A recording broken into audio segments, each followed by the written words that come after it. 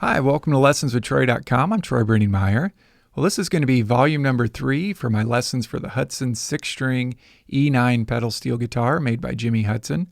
If you're interested in learning more about this guitar, be sure to check out his website at hudsonsteelguitars.com and shoot him an email or give him a call and tell him Troy sent you. If you want a printed version of this diagram, be sure to go over to my site, lessonswithtroy.com. Okay, let's go ahead and get started, and I'll show you what all this means. It probably looks pretty complex if you're just looking at this for the first time, but I'll try to break it down as simply as what I can. Okay, first of all, we have things in columns. Let's just think there. We have this column over here all the way to the left that tells you what you're going to be doing, whether you're going to be not pushing down on any pedals or levers or pressing down on certain pedals, and that's in red here. Notice the arrows. You have an A and a B pedal. If you're pushing down on them, that means that it's in red. If it's grayed out, that means that you're not going to be pushing down on that pedal. And this also tells you what levers you're going to be using. Now I'm using 2 levers on my left leg, one on the left side of my left leg and one on the right side of my left leg, if you're a right-handed player, that is. Okay, so that's what this column tells you, all what to do with your legs, basically, and your feet. And then over here, these columns, that tells you what chords you're going to get, okay, by pushing down on these levers. But you have to know what specific strings you're going to be hitting to get these chords, and that's where the neck of your instrument comes into play up here. So going from left to right, that's going to be our strings. Notice the name of your string, G sharp, our first string, or that's the thinnest string. If we go all the way down here, the 6th string, our thickest string, or lowest in pitch string, that's E. So we just go up 6, 5, 4, 3, 2, 1, and then it goes E, F sharp, G sharp, B, and E and G sharp. And notice there's no red dots on the F sharp string, or our 5th string. So basically what you've got then is if you hit any of these red dots or grab any of these strings, any combination, you're using 3 fingers, so you can grab any 3 strings, and that's going to give you notes out of these chords if you follow that fret straight down. Okay, depending on what you're doing in the row here, see what you're doing with your feet or your legs with your levers. So if we start open, that means we're not pushing down on anything, no pedals or levers. And let's start open.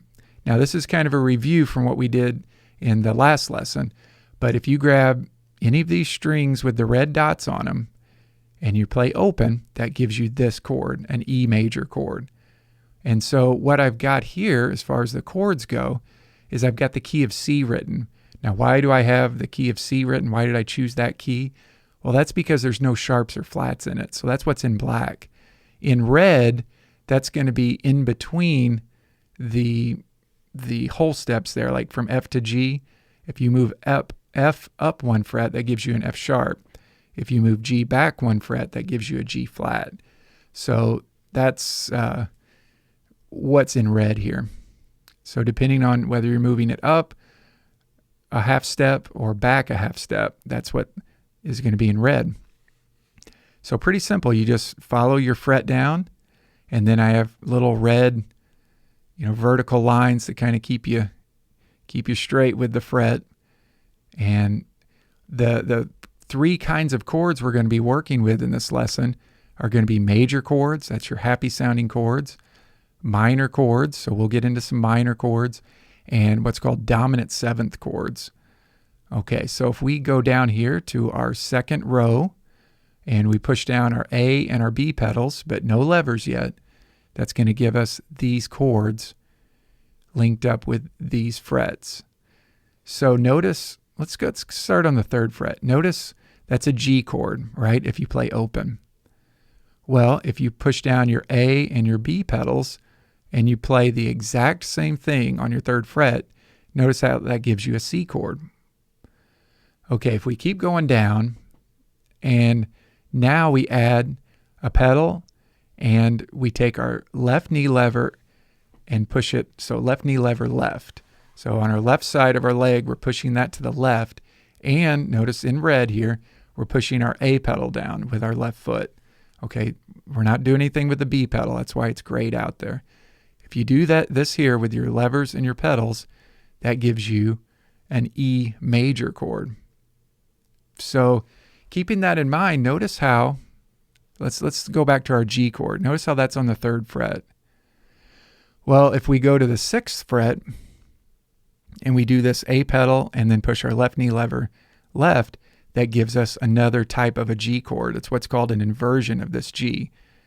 So that's pretty cool. Go up 1, 2, 3 frets, push your A pedal down and push your left knee lever to the left. It gives you another inversion of a G major chord. Okay, so if we keep on this 3rd fret and we keep going down, then say we wanted to get an E minor chord. Okay, that's pushing your A pedal down and no levers, just your A pedal, and that gives us an E minor chord. So you could think of it as being, if we're in the key of G, in open position, open position meaning we're on our 3rd fret still, but we're not pushing down anything. That gives us a G chord with our root note here on our 6th string. Okay, if we wanted what's called the 6th chord of that key, that would be an E minor chord. All we got to do is just push the A pedal down. It gives us our 6th chord. Okay, if we wanted the 3 chord, the 3 chord is a minor chord in whatever major key you're in, but we're on our 3rd fret. We're in the key of G, let's say. This is our example. We go all the way down. We want a B minor chord. If we go over to the left here, all we got to do is push our left knee lever right. That means the lever on our left leg that's to the right, we push that over to the right, and that gives us our 3 chord, our B minor chord. Okay, now notice the D7 is the next chord. This is, now I'm going to show you how to get a dominant 7th chord with this diagram. Okay, D7 is what's called the 5 chord of the key of G. So your 5 chord, and this works for any position. If any key you want, you just line it up with whatever key you want up here, basically, and it tells you what that chord will be.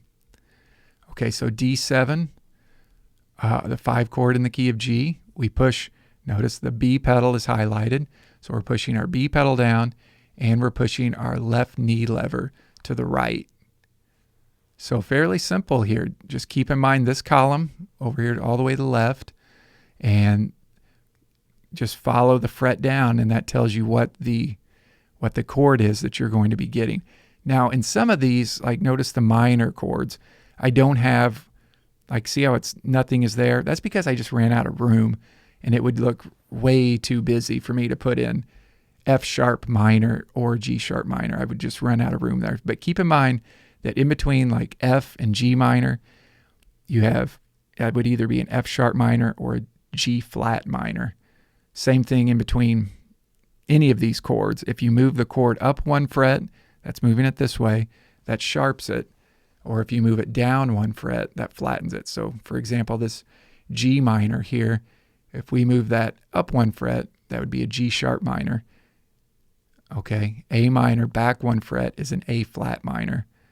So you can kind of get that, where you look right above it there. But that's the rule of thumb for any of these. I just didn't have the room to write that, but it's pretty self-explanatory if you understand how your sharps and flats work, which I went over that up here. Let's see what else is going on in this diagram. Here's kind of my key up here. I'm using the M setup for my pedals and levers, where my A pedal raises the B string a whole step. The B pedal raises my G sharp strings a half step. And then this tells you what the levers are doing, my left knee levers. So LKR means left knee right, or left knee lever right. And that's going to lower your E strings a half step. Notice your E strings, strings 6 and 2 for the Hudson 6 string. And LKL means left knee lever left, and that raises your E strings a half step.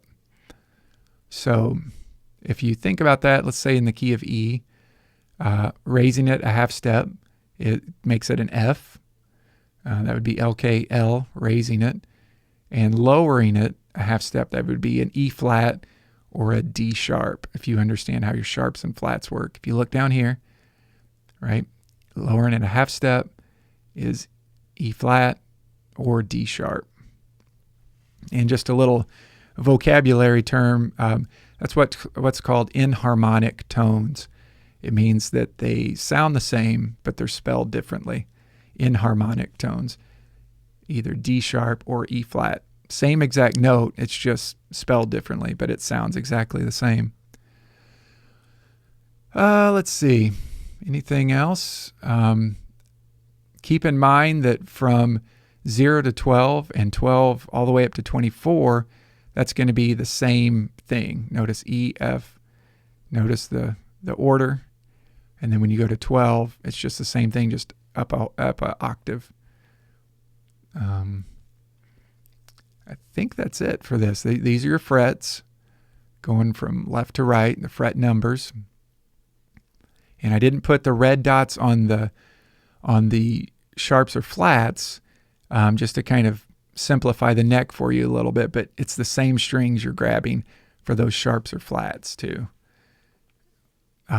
So basically you just forget about this F sharp string, your fifth string, and you can grab any of these dots here, and that gives you notes out of these chords. So a little bit redundant there, but I hope you enjoyed this diagram. And like I said, if you want a printable version of this, be sure to check out lessonswithtroy.com and hudsonsteelguitars.com if you want to learn more about buying one of these guitars. Okay, thanks.